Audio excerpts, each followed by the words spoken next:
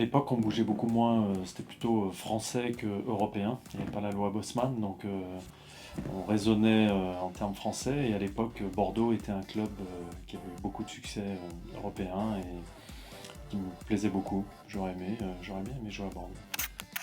Alors les choses évoluent, hein. L'Italie après a pris un virage qui était moins sympa, je trouve. Aujourd'hui, le championnat espagnol est, je trouve, de très bonne qualité. La Bundesliga aussi est un championnat dans lequel il y a beaucoup de spectacles, il y a beaucoup de buts, donc c'est toujours intéressant voilà, d'y participer. Maintenant, c'est aussi compliqué en tant qu'entraîneur, c'est pas évident d'avoir des opportunités à l'étranger. Alors, si j'avais un rêve fou, ce serait Arsenal en Angleterre, parce que c'est un club que je connais bien. J'ai beaucoup d'affection pour ce club. J'ai passé 3 ans magnifiques avec Arsène Wenger quand il est arrivé il y a très longtemps. Voilà, et comme j'aime beaucoup l'Angleterre, si j'avais un rêve, ce serait Arsenal. Oh, je sais pas, c'est compliqué de répondre à cette question. Et surtout, je pense justement que cette question elle fait beaucoup de mal au foot, que voilà, on limite trop. C'est un peu virtuel pour moi tout ça. C'est un peu, même si c'est pas de ma génération, j'ai l'impression d'entendre mes enfants qui achètent et qui vendent des joueurs à la PlayStation. Et puis si on a les bons, tout va bien aller. C'est beaucoup plus complexe que ça. Mais un joueur qui fait si je peux avoir un joueur quand même devant qui fait la différence, un au milieu qui récupère beaucoup de ballons, une bonne charnière centrale et un très bon gardien, ça sera bien. Et un bon médecin. Je prends un attaquant qui fait la différence, donc là je vais pas être très original. Je prends Antoine Griezmann peut-être, mais je peux aussi peut-être remiser à nouveau sur Nabil Fekir, parce que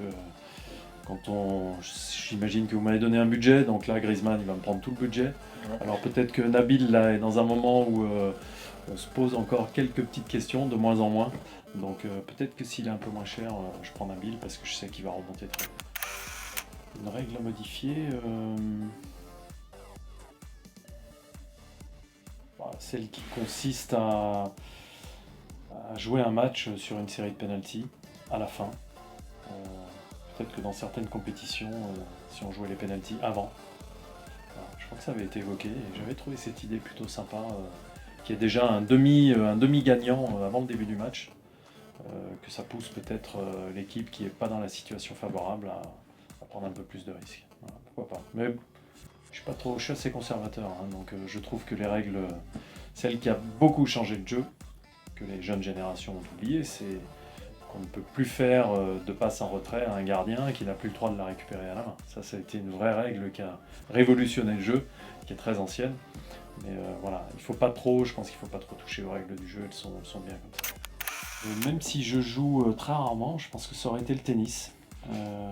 Parce que c'est un sport voilà, qui était accessible aussi un petit peu quand j'étais gamin.